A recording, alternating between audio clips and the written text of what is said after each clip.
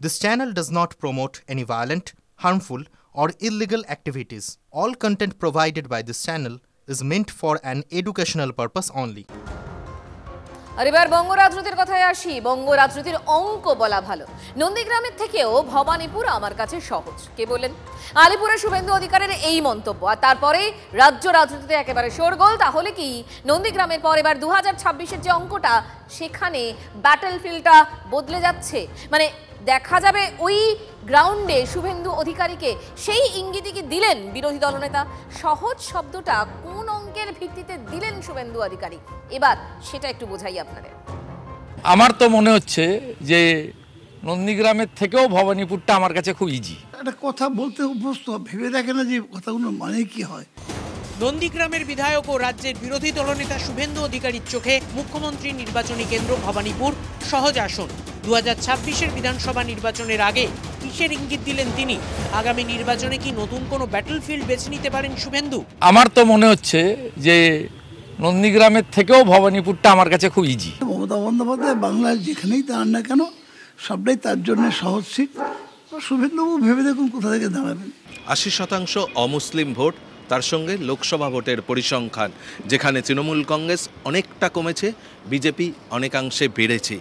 এই দুই এর ফলাতেই তৃণমূলকে বিদ্ধ করা যাবে, তেমনটাই মনে করছেন রাজ্য বিধানসভার বিরোধী দলনেতা শুভেন্দু অধিকারী। আগামী নির্বাচনে বিজেপি যে হিন্দুত্বের পথেই হাঁটবে, সে ইঙ্গিত সন্দেশখালী থেকেই দিয়েছিলেন শুভেন্দু অধিকারী। সেই আঙ্গিকে দেখলে পরিসংখ্যান বলছে নন্দীগ্রামে যেখানে 65% হিন্দু ভোটার, সেখানে ভবানীপুর বিধানসভায় অমুসলিম ভোটার সংখ্যা প্রায় 15% বেশি, অর্থাৎ 80% অমুসলিম ভোট রয়েছে সেখানে। গত লোকসভা নির্বাচনের প্রেক্ষিতে ভবানীপুর বিধানসভার অন্তর্গত 8টি ওয়ার্ডের মধ্যে 5টিতে এগিয়েছিল বিজেপি, 3টি ওয়ার্ডে লিড পায় তৃণমূল কংগ্রেস। এর মধ্যে মমতা বন্দ্যোপাধ্যায়ের নিজের 73 নম্বর ওয়ার্ডে শাসক দলের লিড ছিল মাত্র 279। তবে ফিরহাদ হাকিমের 82 নম্বর ওয়ার্ড এবং মুসলিম অধ্যুষিত 77 নম্বর ওয়ার্ডে সর্বাধিক লিড পেয়েছিল তৃণমূল। এই 3টি ওয়ার্ডের প্রাপ্ত ভোট ভবানীপুর বিধানসভা কেন্দ্রে সামগ্রিকভাবে এগিয়ে দিয়েছিল শাসক দলের প্রার্থী মালা রায়কে। এর পাশাপাশি এই কেন্দ্রে অবাঙালি ভোটাররাও বড় ফ্যাক্টর। তাই বাংলাদেশ পরবর্তী পরিস্থিতিতে হিন্দু ঐক্যের ডাক দেওয়া বিজেপি সেই অঙ্কেই ভবানীপুরে বাজিমাত করার কথা ভাবছে।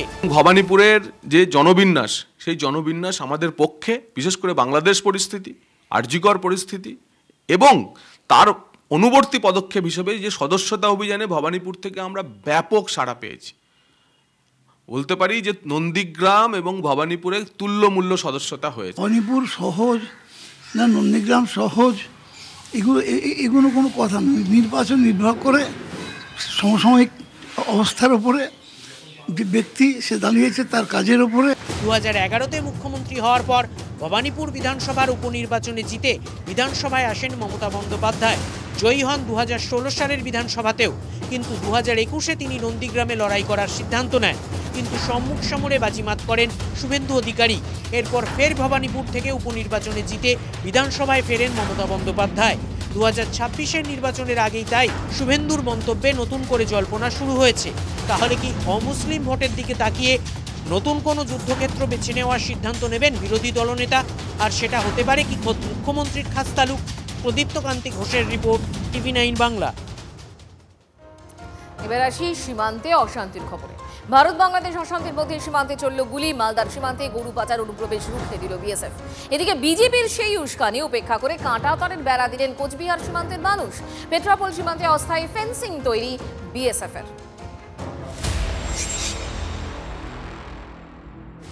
ভারত বাংলাদেশ অশান্তির মধ্যেই সীমান্তে চলল গুলি।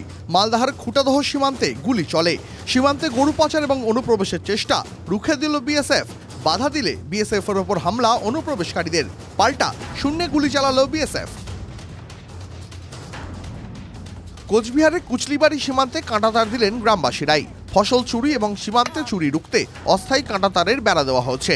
কৃষকদের নিরাপত্তায় পাহারায় ছিল বিএসএফ। কৃষকদের হুঁশিয়ারি, 3 বিঘা করিডর তারা বন্ধ করে দেবেন। এই 3 বিঘা করিডর বন্ধ করে দিলে বাংলাদেশ ভূখণ্ড থেকে বিচ্ছিন্ন হয়ে যাবে পাটগ্রাম। আমাদের জমিতে আমরা তার কাটা দেব, তারপর বাংলাদেশের বিজিবি এসে আমাদেরকে বাধা দেয় এবং বলে বড় আইজি ডিআইজিকে ফোন করব, কথা দিবে, তারপরে লাগাও, এখন লাগা হবে না। আমরা বলছি আমাদের জমিতে আমরা লাগাবো। কাঁটাতার দিতে গিয়ে একাধিক অরক্ষিত সীমান্তে বারবার বাধার মুখে পড়তে হচ্ছে ভারতীয় সীমান্তরক্ষী বাহিনীকে। এই অবস্থায় বসে না থেকে চূড়ান্ত তৎপর বিএসএফ। বর্ডার আউটপোস্ট পেট্রাপোল সীমান্ত থেকে বর্ডার আউটপোস্ট জয়ন্তপুর পর্যন্ত নিজেদের কাজ সেরে ফেলল সীমান্তরক্ষী বাহিনী। গোটা অংশে যতটুকু অরক্ষিত এলাকা রয়েছে সেখানে ফেন্সিং বা কাঁটাতার দেওয়ার জন্য জমি চিহ্নিত করে বিএসএফ। অরক্ষিত 11 কিলোমিটার অংশে বাঁশ দিয়ে ঘিরছে বিএসএফ। এখানেই শেষ নয়, কাঁটাতার লাগানোর সময় যাতে কেউ বাধা দিতে না পারে এবং বর্তমানে অস্থায়ী রূপে লাগানো থাকা কাঁটাতার যাতে কেউ কাটতে না পারে তার জন্য অত্যাধুনিক সুরক্ষার ব্যবস্থা করা হচ্ছে সীমান্ত জুড়ে। নির্দিষ্ট অংশ অন্তর অন্তর ট্রিপ ফ্লেয়ার নামে একটি যন্ত্র লাগানো হয়েছে। এই যন্ত্রের বৈশিষ্ট্যই হচ্ছে কাঁটাতার কাটতে এলে ওই যন্ত্র থেকে বেরোবে আগুন, ধোঁয়া। তখনই সতর্ক হতে পারবেন বিএসএফ জওয়ানরা। কুয়াশার ছন্ন রাত হোক বা অন্যান্য সময়ে অন্ধকারে যখনই জওয়ানরা অন্যদিকে যায় তখনই এই কাঁটাতার টোপকেই অনুপ্রবেশকারীরা ঢুকে পড়ে বা পাচারকারীরা ঢুকে পড়ে। মূলত একাধিক প্রতিবন্ধকতার সম্মুখীন হতে হয় বিএসএফ জওয়ানদের, কিন্তু তারা চেষ্টা করেন অন্তত অনুপ্রবেশ রোকার ক্ষেত্রে। সেই কারণে লাস্ট 2 মাসে এই গোটা এলাকা এরকমই কাঁটার তার দেওয়া হয়েছে। 2 বাংলাদেশি অনুপ্রবেশকারী এবং এক ভারতীয় পাচারকারী দালালকে গ্রেপ্তার করে উত্তর 24 পরগনার স্বরূপনগর থানার পুলিশ। অবৈধভাবে বাংলাদেশ থেকে এসে ভিন রাজ্যে গিয়ে দীর্ঘদিন ধরে ছিলেন মোহাম্মদ জুয়েল মিয়া ও তার স্ত্রী সোনিয়া। ভারতীয় দালাল মারফত বাংলাদেশে ফিরছিলেন। গোপন সূত্রে খবর পেয়ে সগুনা গ্রাম পঞ্চায়েত এলাকায় তাদের গ্রেফতার করে পুলিশ। ধৃতদের বাড়ি বাংলাদেশের কিশোরগঞ্জ জেলায়। সায়ন্ত, সুমন কল্যাণ ও দীপঙ্করের রিপোর্ট, TV9 বাংলা। তদন্ত যত এগোচ্ছে পাসপোর্ট জালিয়াতির শিকড় যে কতটা গভীরে সেটা ক্রমশ স্পষ্ট হচ্ছে। ভুয়ো নথি দিয়ে তৈরি পাসপোর্টের মালিকদের চিহ্নিত করতে লুকআউট নোটিশ জারির প্রক্রিয়া শুরু। পাসপোর্ট মালিকদের চিহ্নিত করতে গিয়ে তদন্তকারীদের সামনেও আসছে নিত্য নতুন তথ্য। ভাবতে পারছেন যে ভুয়ো নথি দিয়ে পাসপোর্টের আবেদন করতে ব্যাংক অ্যাকাউন্ট ভাড়া নেওয়া হতো।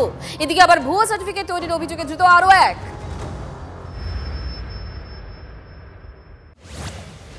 পাসপোর্ট জালিয়াতি তদন্তে সামনে আসছে একের পর এক চমকে ওঠার মতো তথ্য।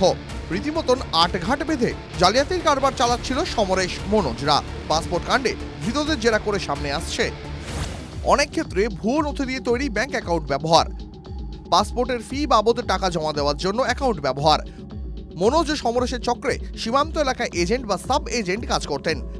তাদের ব্যাংক অ্যাকাউন্ট ব্যবহার করা হতো অনলাইন পেমেন্টের জন্য। এজেন্ট বা সাব এজেন্টদের পরিচিত বা ঘনিষ্ঠদের অ্যাকাউন্টও কমিশনের বিনিময়ে ভাড়া নেওয়া হয়েছে। এই ভুয়ো পাসপোর্টের আবেদন করার ক্ষেত্রে অনেক ক্ষেত্রেই ব্যবহার হয়েছে ভাড়া করা অ্যাকাউন্ট বা ভুয়ো নথি দিয়ে খোলা ব্যাংক অ্যাকাউন্ট।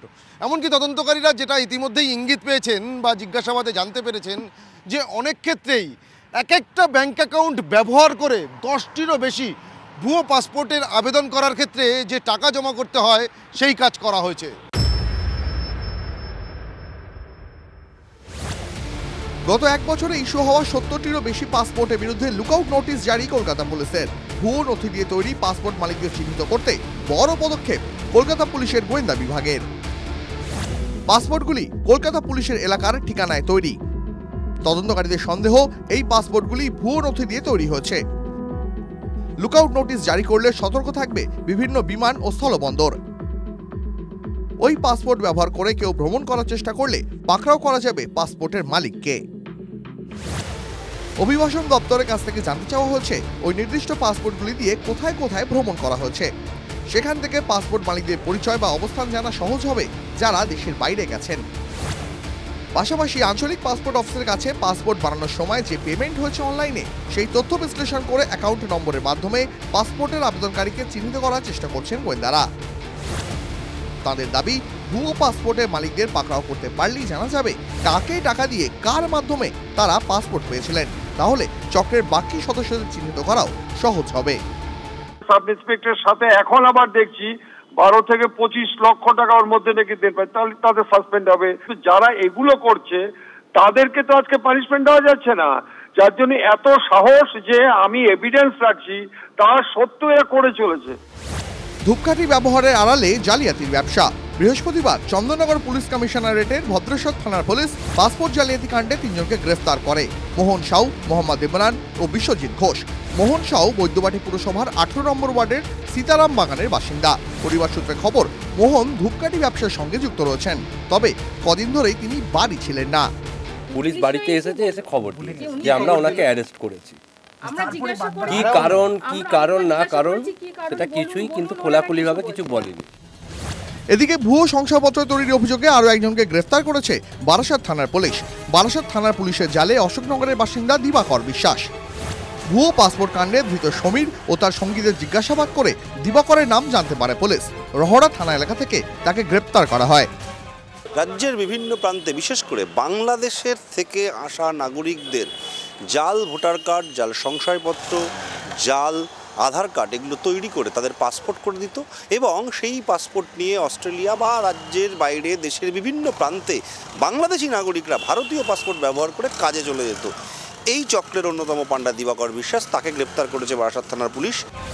সুপ্রিয় গুহ, দীপঙ্কর দাস ও আশিক ইনসানের রিপোর্ট, TV9 বাংলা। শহর কলকাতায় একের পর এক দুর্ঘটনার খবর তো ঘটেই চলেছে। বিধাননগরের পর আজ বড়বাজার শহরে ফের প্রাণ কাড়ল বেপরোয়া বাস।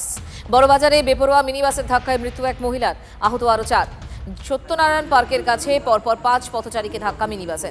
পুলিশ সূত্রে খবর যে ঘাতক বাসের চালক ও খালাসিকে আটক করা হয়েছে নভেম্বর থেকে জানুয়ারি। 3 মাসে কলকাতায় বেপরোয়া বাসের বলি শিশু, মহিলা সহ 3 জন।